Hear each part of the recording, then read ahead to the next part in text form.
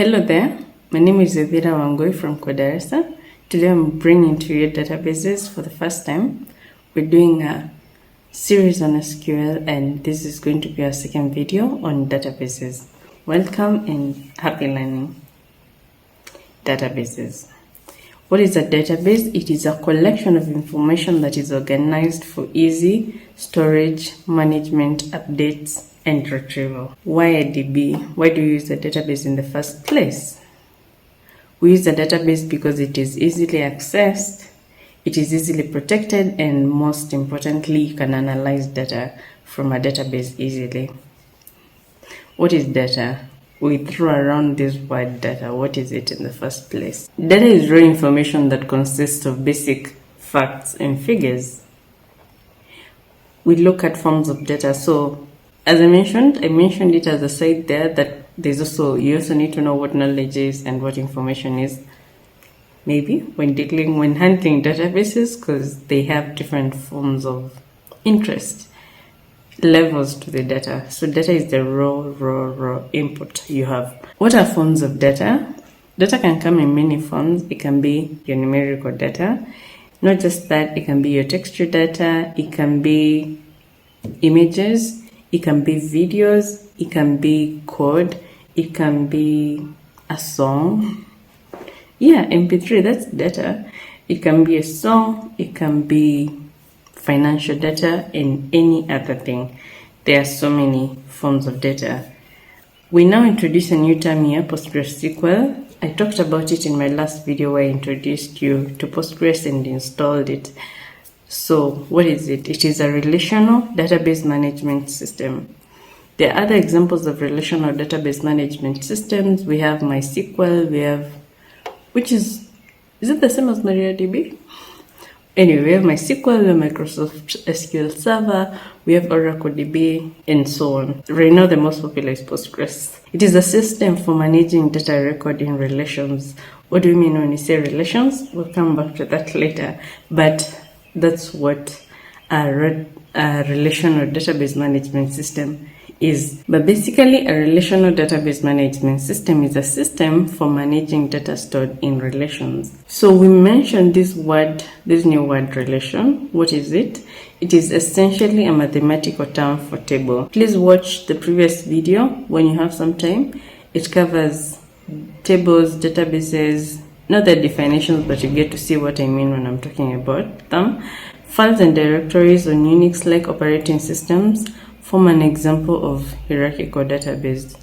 This brings something, but before we get to it, each table is a named collection of rows. So we have the database, and then the database has optionally schemas. I think you're assigned one either way, but you can choose a categorization called schemas, and then under schemas you have your tables, and then under your tables, the tables have rows and columns. The columns tell you the column name and the data type and any constraints of the columns, and then the rows actually contain the data that obeys these columns in the first place. So that's what a table is. Each row of a given table has a same set of named columns, and each column is a specific data type. I've mentioned this, but yeah. Tables are grouped into databases, and a collection of databases managed by a single PostgreSQL server instance constitutes of a database cluster. Another term there. So above databases, we can have another grouping called cluster. Basically, that's what a cluster is. Let's look at types of databases. We have different types. I've listed most of these before, but most of the ones I listed were relational database management systems, but we have other ones. We have others like Cassandra and MongoDB. We're going to mention a bit about them later in the video. Evolution of databases. So before we got where we are to relational DBs, what has been the transition over time? We started with flat file databases. After that, we went to hierarchical databases, and then we went to network databases, and lastly, which is where we are at relational DBs. All these have been transitions from seeing systems that work better or that seek for a better system, and then we ended up here. We have relational and non-relational databases. When do we use relational databases like MySQL, like Postgres? When do we use that, and when do we use non-relational ones like MongoDB, like Cassandra? We use a relational database when we have structured data requirements. We also use them when we have complex queries and join operations. That's another time we use them. We use them when we want to follow ACID transactions. This is a whole new term I've introduced, but it's basically terms to guide in the consistency of the data you put into a relational database. So we have A, which is for atomicity. Ideally, either the entire transaction takes place or one at once, or doesn't happen at all. So we have abort and commit. If it gets to the middle and everything cannot be finished, you abort and correct all the things that have been done and undo them up to that stage so that you leave it in the state it was before. Or commit. We've added all the transactions and the instructions given. Now we commit that change because it's fully executed. We have a second term in the ACID properties, which is consistency. Consistency ensures integrity constraints must be maintained so that the database is consistent before and after the transaction. Integrity constraints must be maintained so that the database is consistent before and after each transaction. The other one is all or nothing. Isolation ensures that multiple transactions can occur concurrently without leading to the inconsistency of the database state. So ideally, in a normal application, you have many people accessing it at the same time. There's someone reading, there's someone updating, there's someone adding new data for the first time. So we need all of these people to be using this database system without one interfering with the other, and that's what isolation gives you. And lastly, we have durability. It ensures that once the transaction has completed execution, the updates and modifications to the database are stored and written to disk, and they persist even when a system failure occurs. So even though there will be a system failure this time, we would have this data having been persisted and left in a stable, durable state. So ACID properties. And lastly, as a reason we should be using relational databases in the first place is because there's mature tools and ecosystem. As I mentioned, for us to get to relational DBs, we have to pass through so many stages. And even within the relational database itself, it has had time to grow and evolve. It started more than 20 years ago, and all this time there has been time to refine it and do it better. When we want to enjoy a mature tool, then you're welcome to use relational databases. And that brings us to non-relational databases. When do we use them? We use them when we want flexible data models. Here, you don't have to deal with structured data. It's flexible data models. You get to put whatever type of data you want in your non-relational database. The other thing is scalability. When you want to scale quickly, you can leverage non-relational databases. The next advantage you get when you use non-relational databases is that we have high performance with simple queries. And lastly, we have rapid development when we use non-relational databases. So let's look at some types of non-relational databases.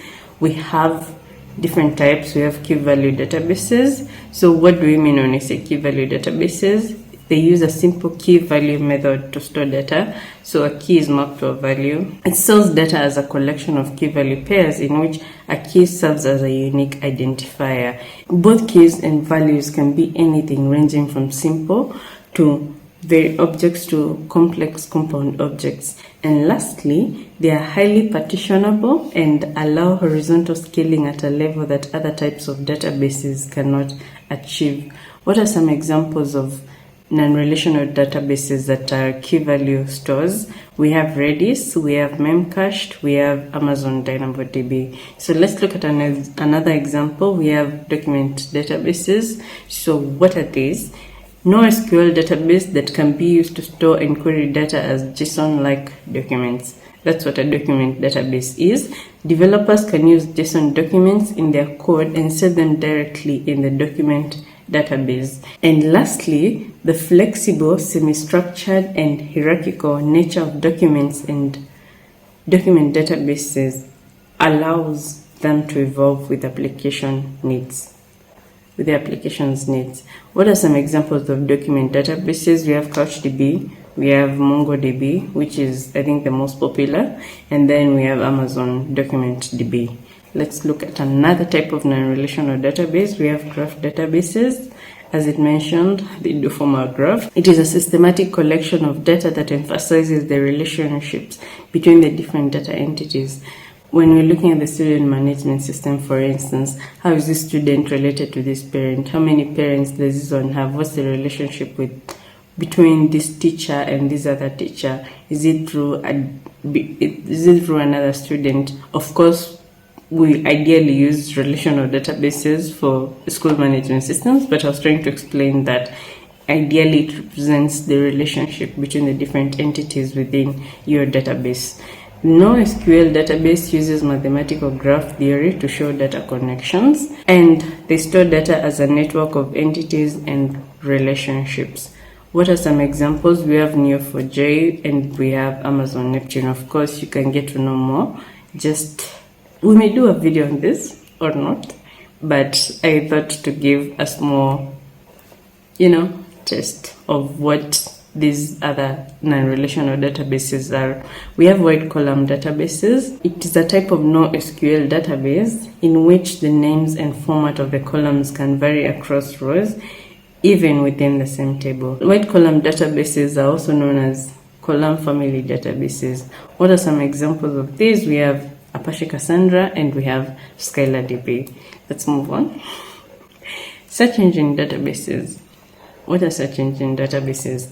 They're a type of non-relational database that is dedicated to the search of data content. They use indexes to categorize the similar characteristics among data and facilitate search capability. Ideally, would think, I don't know if Elasticsearch is considered a database per se, but it does use text to search, so it can be considered in that sense a search engine database. But that's a close example. Another type of non-relational database is time series database. This is exactly as it sounds. It is a type of database specifically designed for handling time-stamped or time series data. And what do we mean when we say time series data? What does it include?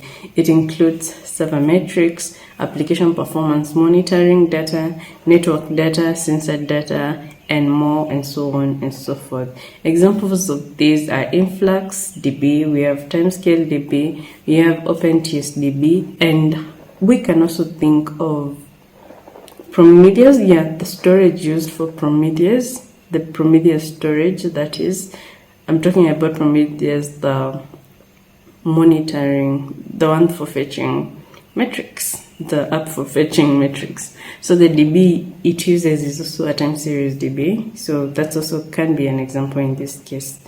And that's it on databases. I hope you learned a lot, and feel free to ask more questions. Feel free to ask for me to go more in depth. Maybe you wanted to learn more about graph databases and examples of even a diagram that does that.